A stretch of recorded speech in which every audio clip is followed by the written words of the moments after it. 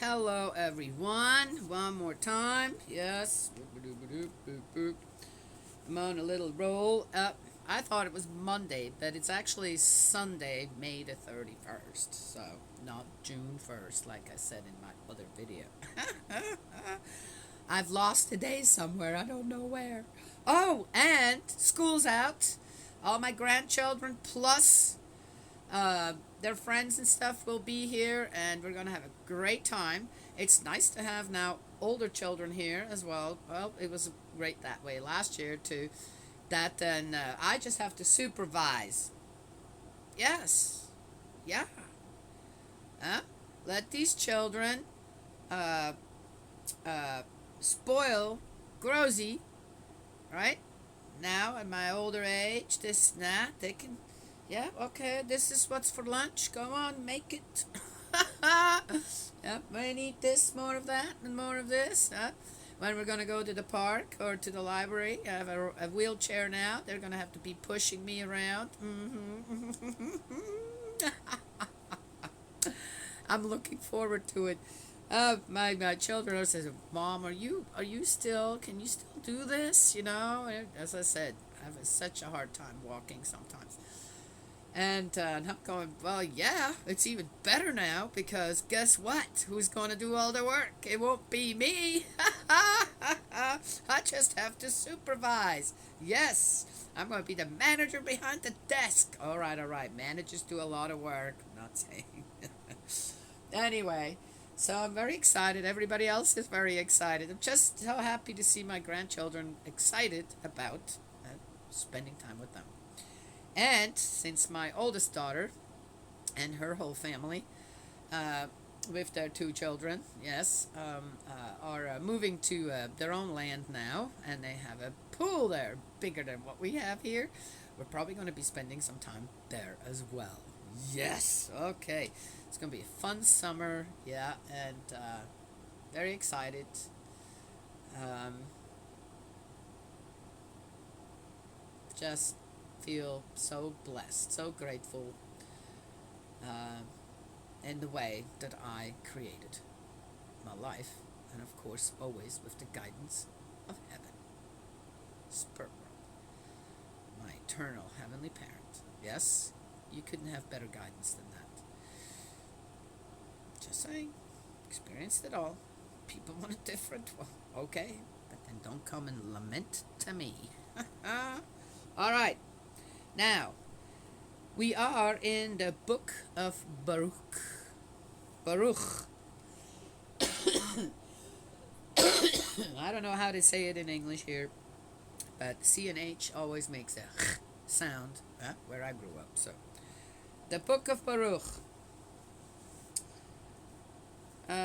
That's the guy that had a lot to do with Jeremiah, as far as I know. So I guess we're going to hear a lot of the same we've already read. But let's see. It's a different perspective. So here's the introduction kind of. This book assembles four quite separate pieces, two in prose and two in poetry. Oh, okay. It is a valuable expression of the spirituality of the Jews that dispersed in exile, their devotion to the Jewish law. Oh, suddenly now, in exile, that becomes important. Their spirit of penance and their messianic hopes. Although it is conventionally attributed to Baruch, Jeremiah's secretary, Jeremiah had a secretary. It was probably written in the first century BC, chapter 6, at least a century earlier. Oh my gosh. It was probably, so they don't really know. Okay. Plan of the book. Oh, we don't need that. Alright, well, we could. The plan of the book. Introduction. 1. The prayer of the exiles. 2. Wisdom, the prerogative of Israel. I haven't found much wisdom in the Old Testament, I can tell you that. 3. The complaints of hopes, the complaints and hopes of Jerusalem. And 4. The letter of Jeremiah, but it's called the Book of Baruch. Okay. Why didn't they just add all this into You know what? I'm not even going to go there. Introduction. Oh, this is the introduction. Baruch and the Jews in Babylon. 1. This is the text of the book written in Babylon by Baruch, son of Neriah, son of Messiah, son of Zedekiah, son of Hazadiah, son of Hilkiah, in the 5th year, on the 7th day of the month, on the time when the Chaldeans had captured Jerusalem and burned it down. Baruch read the text of this book aloud to Jeconiah, son of Jehoiakim, king of Judah, and to all the people who had come to hear the reading, to the nobles and the sons of the king, and to the elders, to the whole people, that is, to the least no less than to the greatest, to all who lived in Babylon beside the river Sud. On hearing it they wept and feasted and prayed before the Lord, and they collected as much money as each could afford, and sent it to Jerusalem to the priest Jehoiakim, son of Hilkiah, son of Shallum, and the other priests. Oh, was that Baruch's cousin or brother? And all the people who were with him in Jerusalem. Also on the 10th day of Sivan he was given the utensils of the house of the Lord, which had been removed from the temple, to take them back to the land of Judah. These were silver utensils which Zedekiah, son of Josiah, king of Judah, had made after Nebuchadnezzar, king of Babylon, had deported Jeconiah from Jerusalem to Babylon, together with the princes, the metal workers, the nobles, and the common people. That's very interesting. Useless. Now they wrote, "We are sending you money to pay for burnt offerings, offerings for sin and incense. Prepare oblations and offer them on the altar of the Lord our God, and pray for the long life of Nebuchadnezzar, king of Babylon, and of his son Belshazzar, that they may endure on earth as long as the heavens endure, and that the Lord may give us strength and enlighten our eyes, so that we may lead our lives under the protection of Nebuchadnezzar, king of Babylon, and of his son Belshazzar." That is a weird one.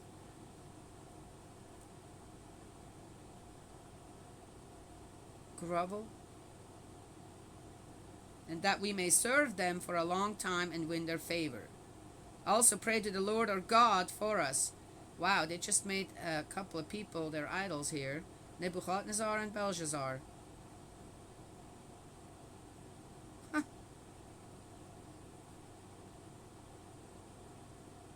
How can you be so far off track as the people of God?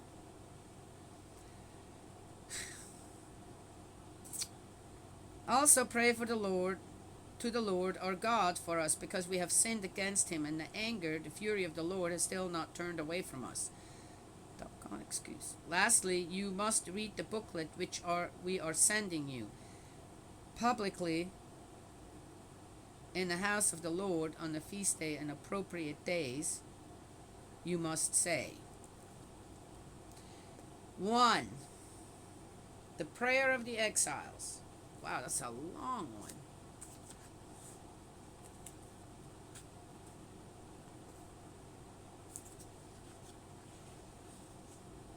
Where's 2? Oh, there. Starts in the middle somewhere. Confession of sins. Saving justice is the Lord's. We have only the look of shame we bear, as is the case today for the people of Judah and inhabitants of Jerusalem, for our kings and princes, our priests, our prophets, and for our ancestors, because we have sinned before the Lord, have disobeyed him, and have not listened to the voice of the Lord our God, telling us to follow the commandments which the Lord had ordained for us. From the day when the Lord brought our ancestors out of Egypt until today, we have been disobedient to the Lord our God. We have been disloyal, refusing to listen to his voice, and we are not free even today of disaster and the curse which the Lord pronounced through his servant Moses the day he brought our ancestors out of Egypt, to give us a land flowing with milk and honey. We have not listened to the voice of the Lord our God in all the words of those prophets he sent us. but each following the dictates of our evil heart, we have taken to serving alien gods and doing what is displeasing to the Lord our God. And they still haven't learned their lesson. And so the Lord has carried out the sentence which he passed on us, on our judges who governed Israel, on our kings and leaders, and on the people of Israel and of Judah. What he did to Jerusalem has never been paralleled under the wide heavens in conformity with what was written in the law of Moses. We were each reduced to eating the flesh of our own sons and daughters. Cannibals? They actually became cannibals? Is that what they're saying here? Oh dear heavens. Furthermore, he has handed them over into the power of all the kingdoms that surround us, to be the contempt and execration of all the neighboring peoples among whom the Lord scattered them. Instead of being masters, they found themselves enslaved, because we had sinned against the Lord our God by not listening to his voice. It's not just that they weren't listening, they weren't doing. Saving justice is the Lord's. We and our ancestors have only the look of shame we bear today. All those disasters which the Lord pronounced against us have now befallen us, and yet we have not tried to win the favor of the Lord by each of us renouncing of the dictates of our own wicked heart. So the Lord has been alert to our misdeeds and has brought disaster down on us, since the Lord is upright in everything he had commanded us to do, and we have not listened to his voice, so as to follow the commandments which the Lord had ordained for us. All right, so think of what I just read here. I'd like to remind everyone, I'm doing this for the reputation of God. And again, all the disaster, all the things that have befallen the people of Israel now are due to who? According to them. Due to who? It's veiled. But according to what we just read here in the first part of the book of Baruch, is that God set rules and laws, the commandments, in place that then ended up causing all these disasters because they weren't followed. And then God punished them. Are you hearing what I'm saying? This is really backwards.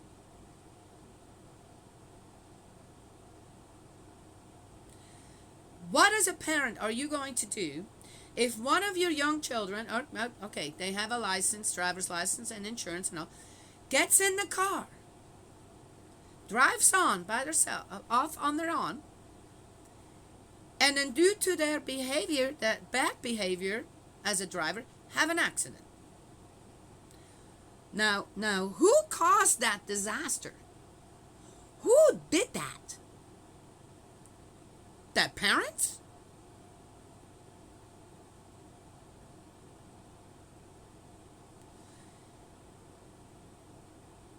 The parents did that? No.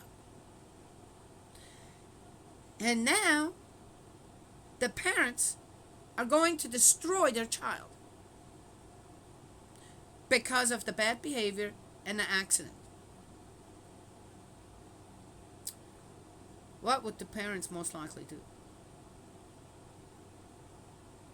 Try to teach their errant daughter or son, who for some reason wasn't listening when they had to learn the rules on the road and all.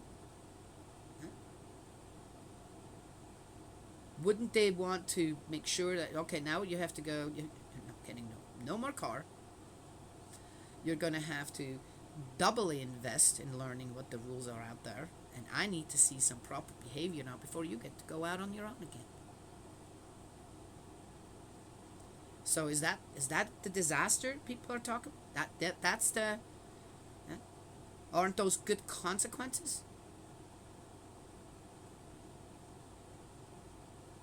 Is that destroying the son or daughter?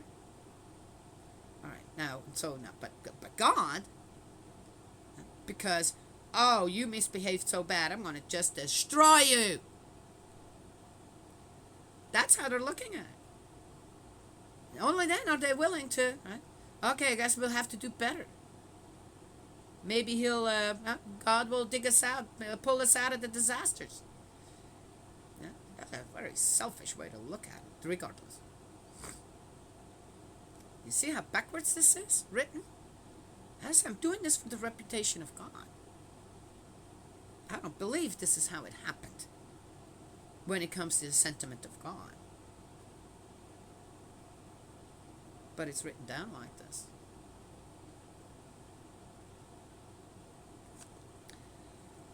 I believe, just as I have talked in my other video about that dog that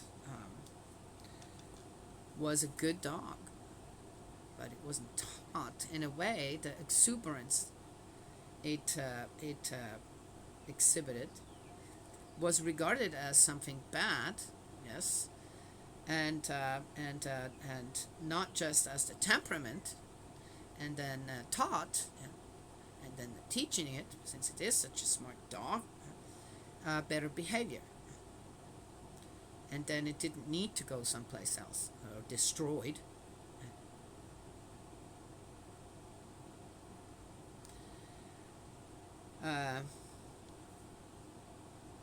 Some people can't be taught. They don't want to be taught. They don't want to be guided. They don't want to listen. And they just don't care.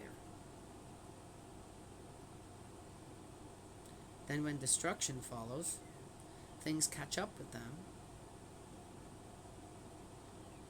Then who's to blame?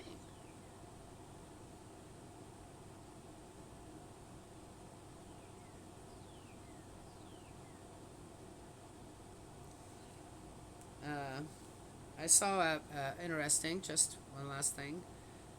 There was something going on again with youth, and got caught, and there were some comments of, well, there should be a picture of the parents too, to blame the parents.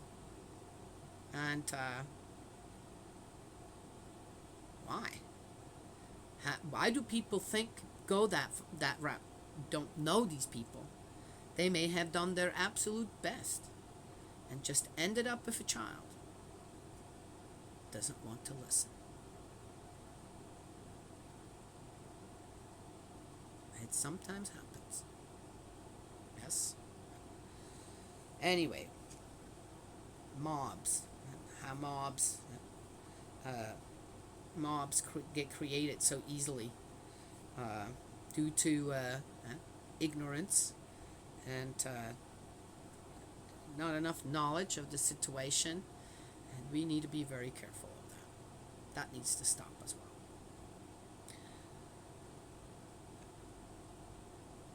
Anyway, there it is.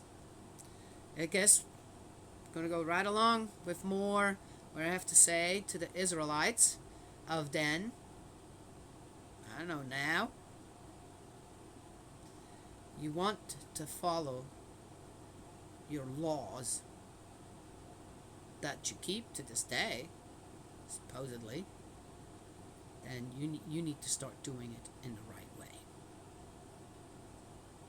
God isn't here, and that goes for every religion out there. God, Allah, Buddha, whoever you got out there, isn't for you to use and abuse out there.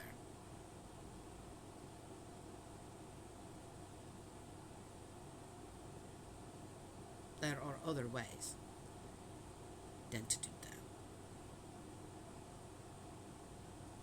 Anyway, that's all I have to say.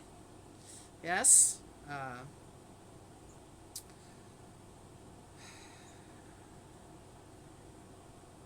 There's more to tell, but videos get longer, and And I need to save some of my stories. I've got so much more to read.